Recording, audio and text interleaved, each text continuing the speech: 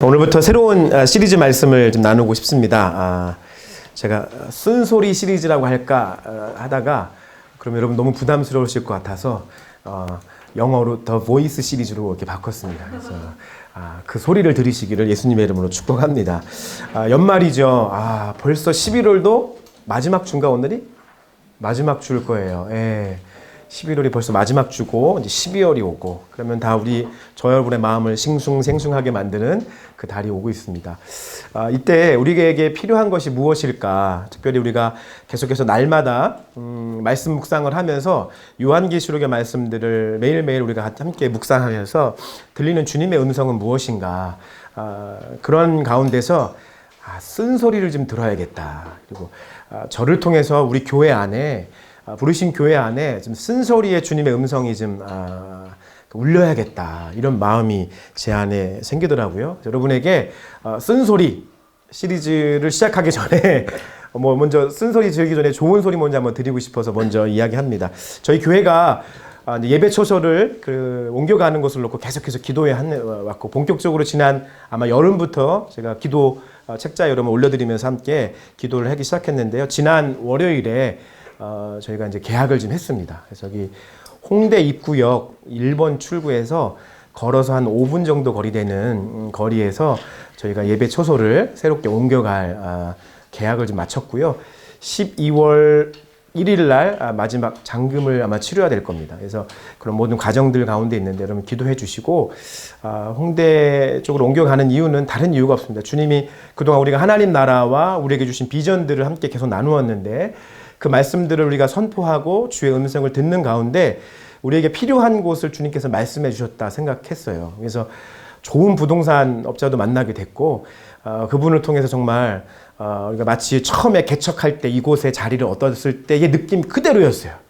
느낌 그대로 그냥 만나게 돼서 이렇게 가게 됐고 정말 저염식 식품처럼 아주 저렴한 가격에 아주 좋은 장소를 제가 얻게 됐어요. 그래서 물론 마지막까지 그 잔금도 잘 치르고 이사 갈 때까지 우리가 기도해야 되는데 그 부동산 사장님이 계속해서 얘기해요.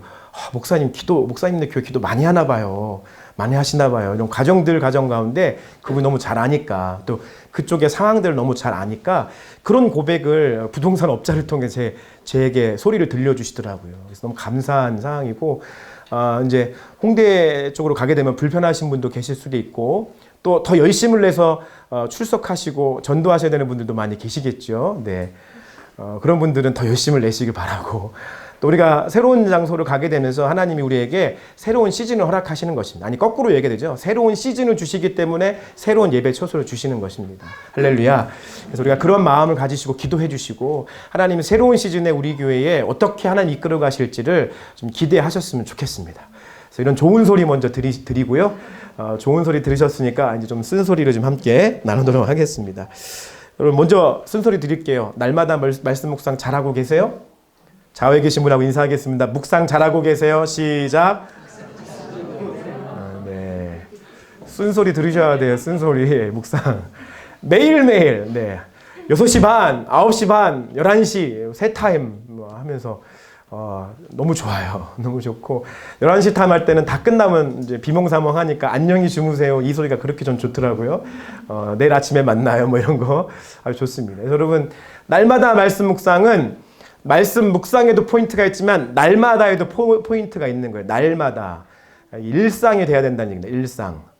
우리가 우리의 삶을 점검할 때 또 이 한 해를 점검할 때 마지막 마무리하는 이 시즌에 말씀을 가지시고 저와 여러분의 삶을 점검하시길 예수님의 이름으로 축복합니다. 말씀 묵상 제가 이제 들어오시면 계속 그 묵상한 거 나눔 시키는데 들어보면 막 말씀 묵상 잘 하시는 게 제가 느껴져요. 이렇게 막 갈고 닦아지는 게 조금씩 느껴져요. 이렇게. 그래서 전 이걸 포기할 생각이 없어요. 사실 11월, 12월이 끝나고 나도 계속 해야겠다. 이제 그런 생각을 제 스스로에게 말하곤 합니다. 계속 해야 될 것 같아요. 계속. 저도 힘들어요, 여러분. 하루에 3번 한다고 생각해 보세요. 하루에 일상이 오직 다 여기에 있어요. 여기 어떻게 보면 아침과 저녁이 다. 그런데 좋아요. 말씀 붙잡고 살아가니까 좋더라고요. 그리고 이번 주에 하나님 제게 말씀해 주신 것은 야, 목사 너에게 준 축복의 권한을 너희 교회 성도들에게 이렇게 풀어야지. 이런 말이에요. 그래서 제가 말씀 묵상하러 들어오시는 분들만 한 명 한 명 이름 불러가면서 제가 축복 기도 해주고 있습니다. 매일매일, 매 타임마다. 목사의 축복 기도를 받기를 원하시는 분들은 접속해 들어오시기 예수님으로 축복합니다. 목사의 축복 기도를 무시하지 마세요, 여러분. 할렐루야. 인사해야겠네요. 좌우에 계시면 인사하겠습니다. 목사님 축복 기도 무시하지 맙시다. 시작. 네.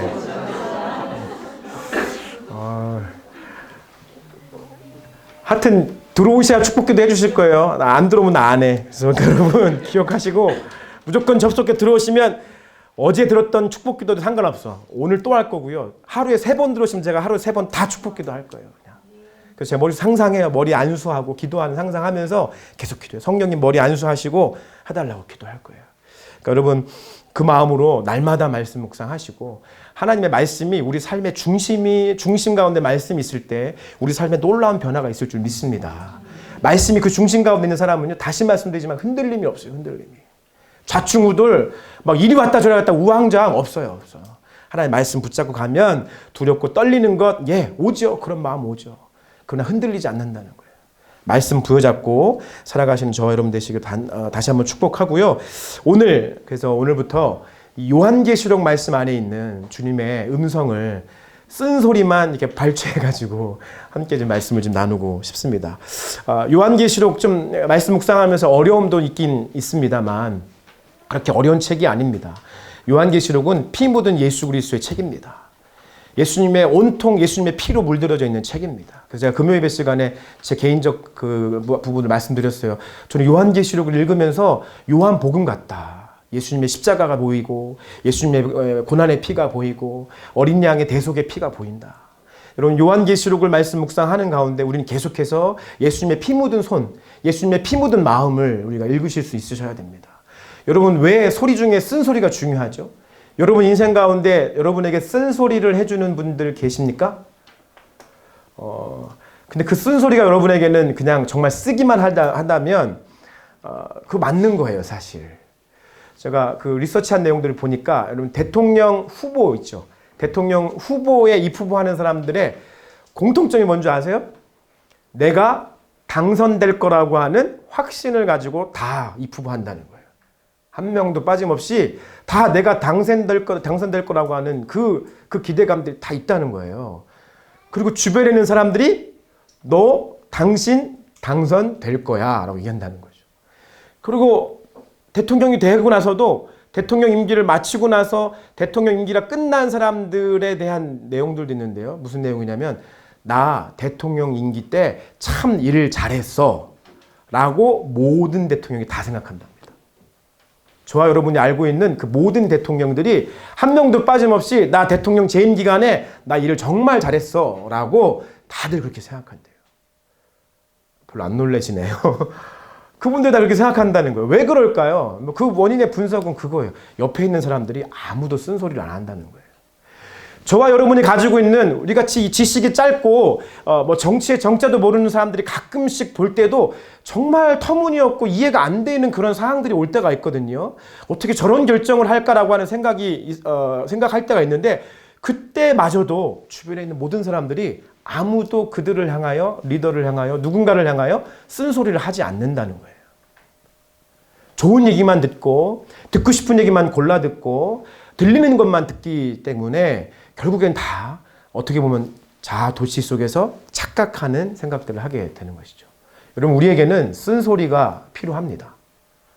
그 쓴소리를 정말 달게 들을 때 우리가 그 쓴소리를 통해서 우리 삶에 변화가 생길 수 있는 것이고 우리 삶에 한 단계 도약할 수 있는 기회가 되는 것입니다. 여러분 쓴소리 들으시겠습니까? 쓴소리 들으시겠어요? 아멘 안 하신 분들 계시죠? 쓴소리 들으시겠어요? 네, 쓴소리를 들으시길 축복하고요. 한 주에 끝나지 않습니다. 시리즈로 쓴소리를 드릴 테니까 쓴소리 함께 들으시면서 저와 여러분이 함께 건강해지셨으면 좋겠습니다. 요한계시록은요. 소아시아에 있는 7개 교회에게 편지한 것입니다. 우리가 성경을 읽을 때는 성경이 1차적으로 읽혔던 사람이 있어요. 그 성경의 말씀을 먼저 전해받아서 먼저 읽었던 독자, 그것을 원독자라고 하거든요. 성경 요한계시록이 첫 번째 손에 누군가의 손에 전달되어서 읽었던 첫 번째 독자들, 그 독자들을 원독자라고 합니다. 그 원독자들이 누구인가? 그것은 소아시아, 당시에 있었던 소아시아의 7개 교회입니다. 요한계시록 2장과 3장에 있는 에서버두, 사빌라, 이렇게 교회거든요. 2장의 4개 교회, 3장의 3개 교회. 7개의 교회가 첫 번째 원독자예요. 그래서 첫 번째 원독자들이 이 요한계시록을 읽었을 때 그들이 이해하는 당시의 상황과 그들이 이해하는 주님의 말씀이 있다는 거예요. 그래서 그들이 느끼고 있는, 요즘에 보고 있는 짐승, 적그리스도, 666, 그것은 당시 원독자들이 그 말씀을 읽었을 때 그려지고 느껴지고 이해할 수 있는 당시 상황이 있다는 거예요. 그게 로마의 황제이고 그 네로 황제의 이름을 쫙 서술하니까 666이더라. 당시 그래서 네로 황제, 로마의 황제에 대해서 숭배하지 않는 사람들에게는 경제활동을 잘 못하게 하는 제약이 있었어요. 그러니까 첫 번째 원독자가 그것을 읽었을 때 그 당시의 시대 상황에서 그 성경이 해석되어지는 것이 있듯이 예언의 이 말씀은 원독자뿐 아니라 즉각적 성취가 이루어지는 것뿐 아니라 궁극적으로 주님의 마지막 시대에 읽혀지는 마지막 시대에 해석이 되어지는 궁극적 성취의 시간들이 온다는 것입니다. 그 시대를 저와 여러분이 살고 있는 거예요.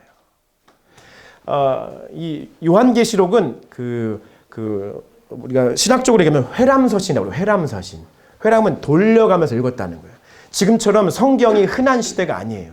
그렇기 때문에 이 성경의 말씀들이 돌려가면서 오늘 내가 읽고 나갔으면 내가 제이한테 토스하고 제이가 거기서 읽고 또 옆에 또 토스하고 오늘 부르신 교회가 이거 요한계시록을 읽었으면 내일 저기 울산에 있는 울산백합교회 보내가지고 울산백합교회 읽는 거예요. 성경이 없었으니까. 회람하는 서신이었어요. 그러니까 이 소아시아 알고 있는 7개 교회의 말씀을 요한계시록에서는 에베소 교회가 먼저 읽고 다음 서머나 교회가 돌아가면서 읽는 거예요. 그 당시에 그 지역에 있었던 소아시아 7개 교회가 각자 다른 교회의 상황들까지도 다 이해하고 읽었다는 거예요. 그래서 그들의 문제가 나의 문제가 되기도 하고 그들을 향한 주의 격려가 나의 격려가 되기도 하는 거예요. 그래서 이 소아시아 7개 교회는 각각 따로따로 놓고 이해하기보다는 함께 종합적으로 이해해야 되는 회람서신이라는 거예요. 그 회람서신을 쓴 사람이 누구냐면 사도 요한이라는 것입니다. 사도 요한이 누구인가? 사도 요한은 12명의 사도 중에서 사랑의 사도라고 불립니다. 왜냐하면 그의 마음에 사랑이 참 충만했어요. 그러니까 오늘날 남자로 치면 좀 감수성이 좀 풍부한, 그래서 이렇게 딱 주님의 사랑만 딱 생각하면 막 그 눈물이 쭉 나는, 제 앞에 있는 이 남자 같은 이렇게 딱 하면 그냥 눈물 그냥 펑펑 흘리면서 막 주님의 사랑하면 게 막 주님의 품에 막 이렇게 안기고 싶은 그런 감성을 가진. 내가 한번 안아줄까, 경섭아? 딱 안아주면 막 우는 애들 이랬잖아요. 그래서 막 그 사도 요한은 막 주님의 품에 안기고 싶어서 이렇게 그 주님의 가슴에 이렇게 머리맡을 낫대는 그러한 그림들도 있고 그렇습니다. 그 사랑의 사도, 그 사랑이 있는 그 사도이기 때문에 아마 요한계시록을 쓰는 게 맞다고 생각해요. 그 요한이 어떤 사람이냐면 예수님의 십자가 앞에서 이런 일이 있었습니다. 요한복음 19장 26절 27절 시작. 예수께서 자기의 어머니와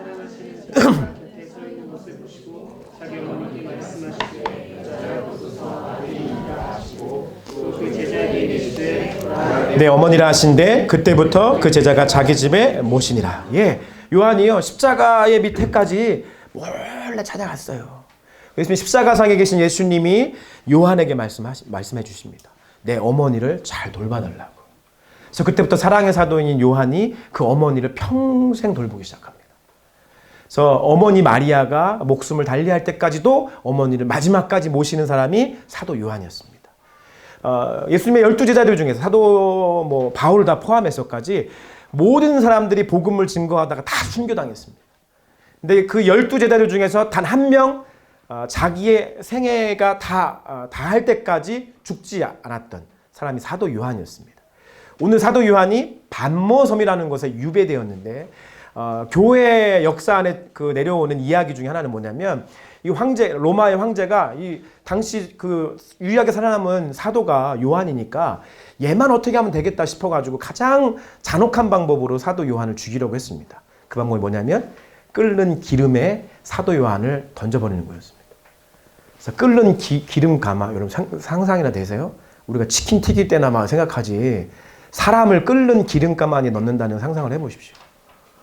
끓는 기름 가마니에 사도 요한을 처형한다고 던져버렸습니다. 그런데 죽지 않았어요. 죽지 않고 이거 안 되겠으니까 또 두려우니까 어디를 보냈냐면 반모섬이라는 곳을 유배시킨 거죠. 당시 사도 요한의 나이가 추적해보면 90살이 넘었을 거라고 봐요.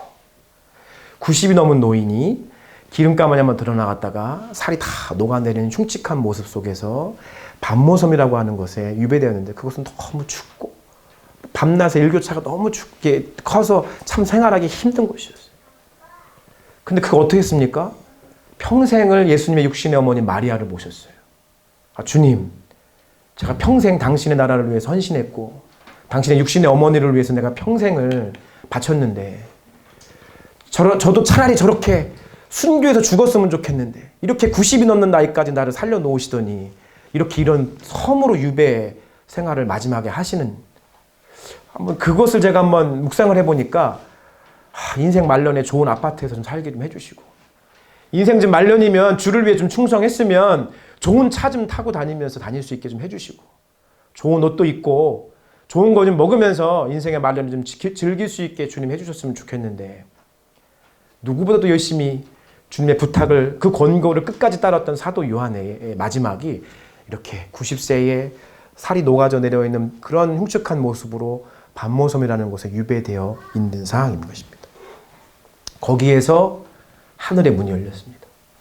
그 자리에서 하늘의 문이 열렸습니다.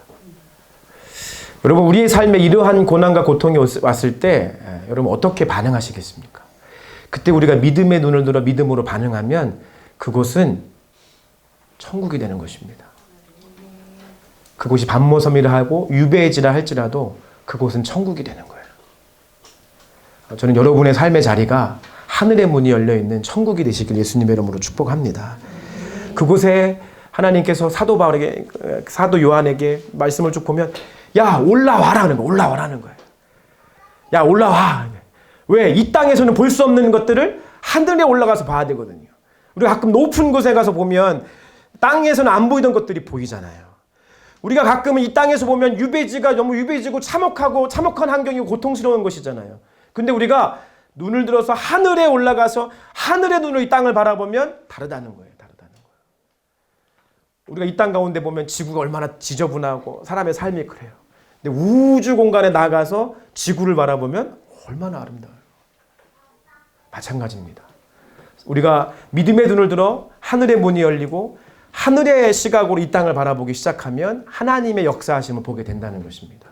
사도 요한에게 그런 하늘의 문이 열렸고, 그런 사도 요한에게 성령이 감동되어 읽는 자와 듣는 자와 지키는 자가 이 성령의 감동으로 쓰여진 이 요한계시록의 말씀을 읽을 때 귀 있는 자가 되어서 성령이 교회에게 하시는 말씀을 듣게 된다는 것입니다. 할렐루야. 저는 여러분이 성령으로 충만케 되어지길 예수님의 이름으로 축복합니다.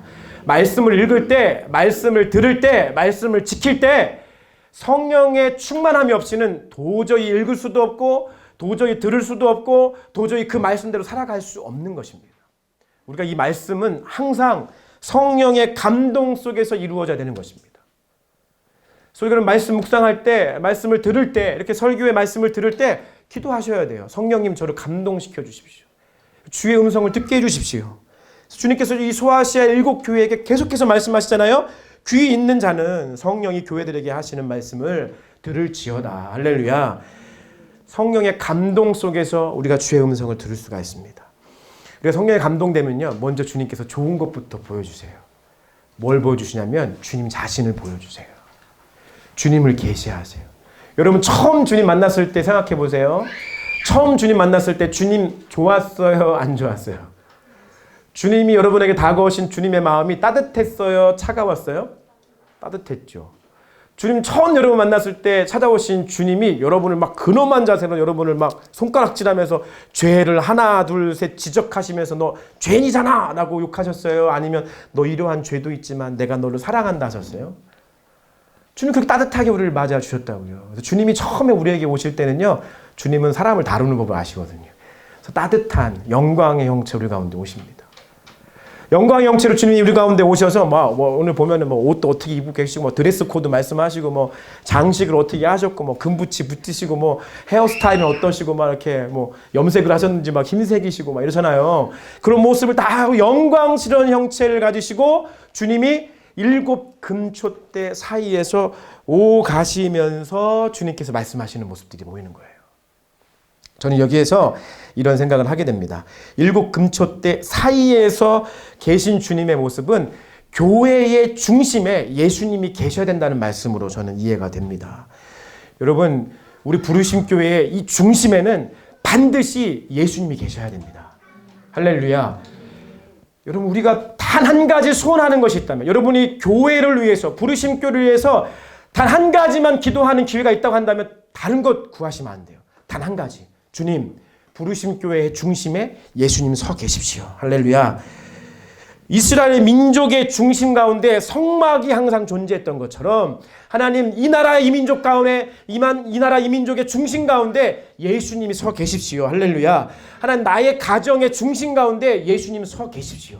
이것이 저와 여러분의 기도의 단 한 가지 소원이 되시기를 예수님의 이름으로 축복합니다. 사무엘하 6장 11절 말씀 이렇게 말씀합니다. 시작. 여호와의 궤가 가드 사람 오베데돔의 집에 석 달을 있었는데 여호와께서 오베데돔과 그의 온 집에 복을 주시니라. 아멘. 다윗이 여호와의 법궤를 자기가 가져가고 싶었는데 그 작전이 실패했어요. 그래서 여호와의 궤가 어디로 갔냐면 가드 사람 오베데돔의 집에 여호와의 궤가 갔어요. 근데 그 가정 가운데 하나님의 임재의 상징인 법궤가 그 가정의 중심 가운데 딱 있는 그날부터 그 가정 가운데 변화가 일어나기 시작해요. 그 변화가 무엇이냐면 여호와 하나님께서 오베데돔과 그의 온 집에 복을 주시기 시작하는 거예요. 여러분, 왜 우리 가정에 복이 없을까? 단순한 복부터 시작해서 정말 가장 순금과 같은 복까지 여러분 한번 따져보세요. 왜 나의 가정에, 우리 가정에 목사님, 저는 제가 개인적으로 신앙생활 잘하고 있는데 우리 집에만 갔다 오면 그렇게 힘들어요. 왜 그럴까요? 저와 여러분의 가정에 여호와의 법궤가 없기 때문에 그래요. 복 받고 싶으시죠? 그럼 저와 여러분의 가정 가운데 주의 임재가 있어야 돼요. 법궤가 저와 여러분의 가정 가운데 있을 때 다른 건 여러분이 구하지 않으셔도, 먹을 것과 입을 것과 살 집을 구하지 않으셔도 주님이 자연스럽게 그 가정 가운데 복을 주십니다. 믿음 없으세요? 자연스럽게 여러분에게 복을 주십니다. 먼저 그의 나라와 그의 의를 구해 보십시오.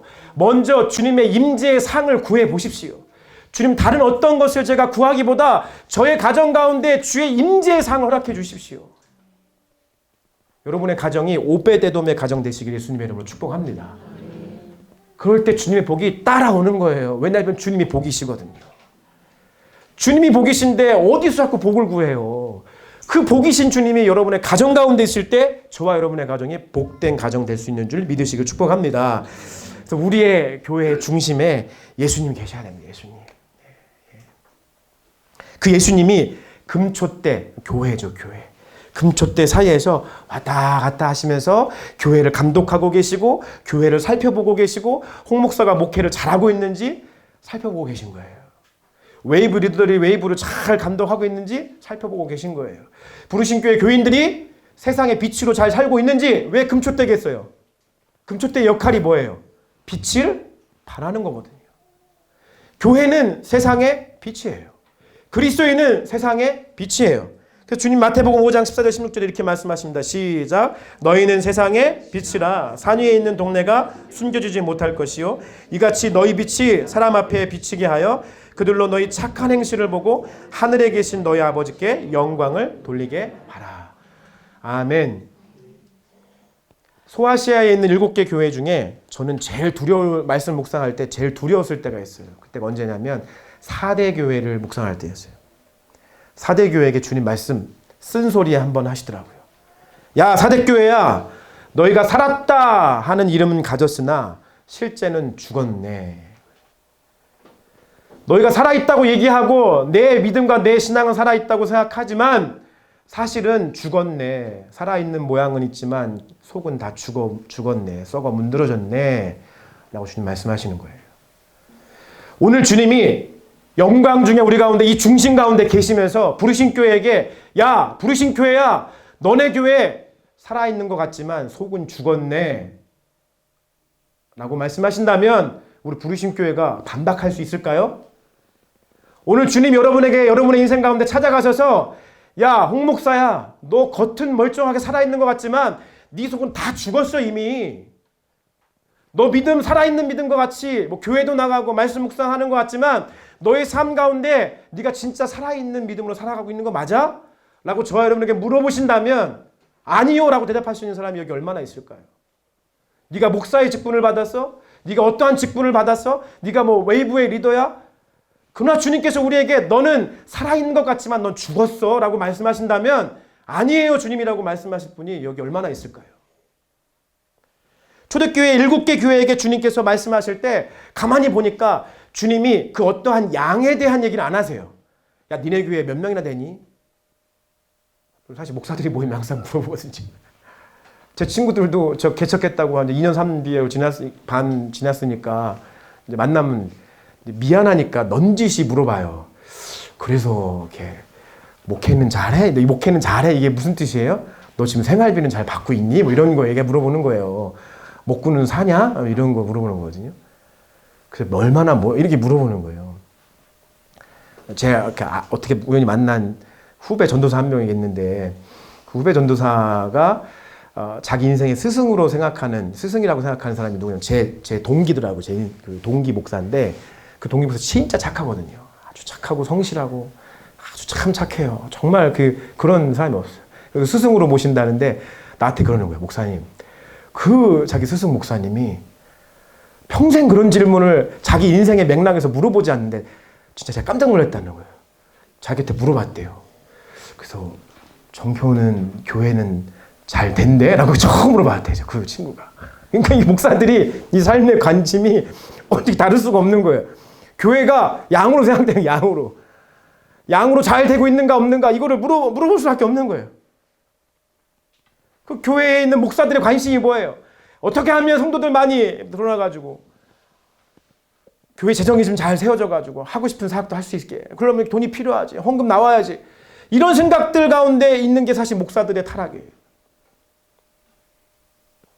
교회가 성장하고 교회가 재정적으로 많아지면 목사만 타락하는 줄 아십니까? 성도들도 타락해요. 우리 교회는 좀 힘 있는 교회야. 우리 교회는 좀 할 수 있는 게 많아. 그때 받은 직분자들, 저 이렇게 크게 성공하는 거 못 봤습니다만 너무 많이 봤어요, 저는. 주님이 소아시아에 있는 7개 교회, 야, 너네 좀 빨리 좀 부흥해서 좀 자립하고 좀 선교 좀 해. 선교 갈 때쯤 그냥 팡팡 좀 한번 좀 재정적으로 좀 한번 이렇게 밀어주고, 그럴 수 있는 교회 빨리 돼야 되잖아. 직분자도 많이 주고, 직분 좀 많이 주고, 직분 주면 헌금 많이 나오니까, 뭐 이런 거. 주님이 단 한 번도 그런 얘기 안 하셨다니까요. 주님 뭐에 관심이 있어요? 그 교회의 믿음의 질에 관심 있는 거예요. 질에. 야, 에베소 교회야, 너 처음 사랑을 너 잃어버렸어. 야, 버가모 교회야, 너 지금 이단의 교훈을 따르고 있잖아. 야, 두아디라 교회야, 너 지금 우상 숭배하면서 지금 음란하고 타락해졌잖아 지금. 야, 사대교회, 니네가 믿음이 살았다고 하지만 니네 속은 다 썩어 문드러졌어. 야, 라오디게아 교회, 니는 차지도 않고 뜨겁지도 않고 미지근한 상태, 내가 제일 싫어하는 그 믿음 가지고 살아가고 있잖아. 주님이 지금 그 어떠한 외적인 모습들, 홍대의 좋은 자리에서 예배당 좋은 자리 얻어서 관심 없다고요. 주님은 주님의 부르심대로 그의 자녀들이 그 질적으로 하나님의 합한 질을 가지고 살아가느냐 안 가느냐에 온통 주님의 관심이 있다고요.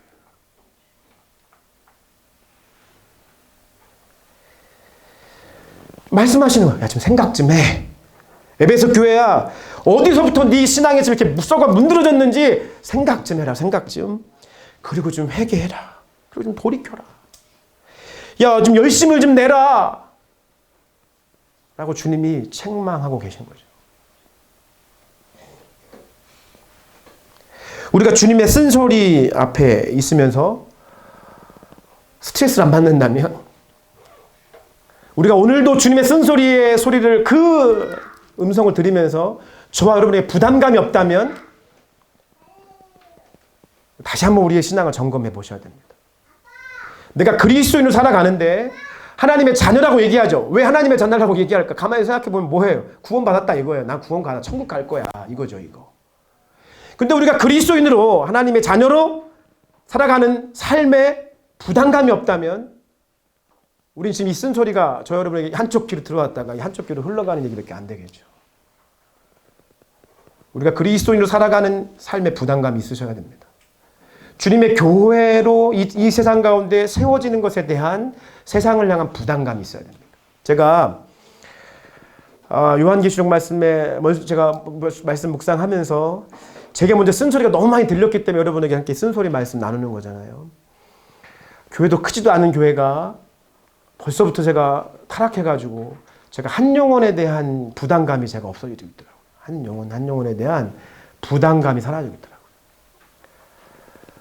있더라고요. 굉장히 심각하더라고요. 한 영혼에 대한 부담감이 없어지기 시작했어요. 여러분을 치면 여러분의 가정에 믿지 않는 여러분의 가족 구성원 누구누구 한 명 한 명에 대한 부담감이 지금 없어지고 있는 거예요.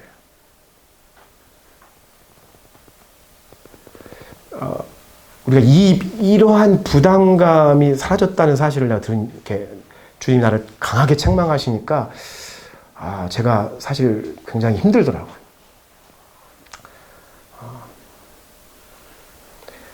어젯밤에 우리 교회 카톡에 한 명이 누가 나갔어요. 근데 제가 사실 그걸 보면서 어젯밤에 잠이 안 왔어요. 사실은 잠이. 그러니까 여러분은 이렇게 웃을 일이라고 생각할지 모르겠지만 제가 그 한 영혼에 대한 부담감이 너무 컸어요. 어젯밤에. 뭐 다른 어떠한 이유와 어떠한 얘기를 떠나서 이 한 명, 예수 믿지 않는 한 명이 우리 교회를 거쳐가는데 물론 여기서 위로를 받고 믿음으로 세워지고 하나님의 사람으로 잘 세워지는 일들이 더 많아요. 확신해요. 그리고 참 많아요. 그런데 한 명의 영혼이 우리 교회를 거쳐갔는데 아직도 예수를 알지 못하고 예수를 만나지 못했다고 하는 사실이 제게 너무 큰 부담감이 들더라고요. 우리가 예배 초소를 옮겨간다고 기도하고 강권을 하고 좋은 얘기는 하지만 내 안에 이것이 변화되지 않고는 결단코 우리는 성공할 수 없다. 결단코 부르심 교회는 부르심의 상을 받을 수가 없다. 우리가 그 한 영혼에 대한 깊이 있는 부담감을 가지셔야 됩니다.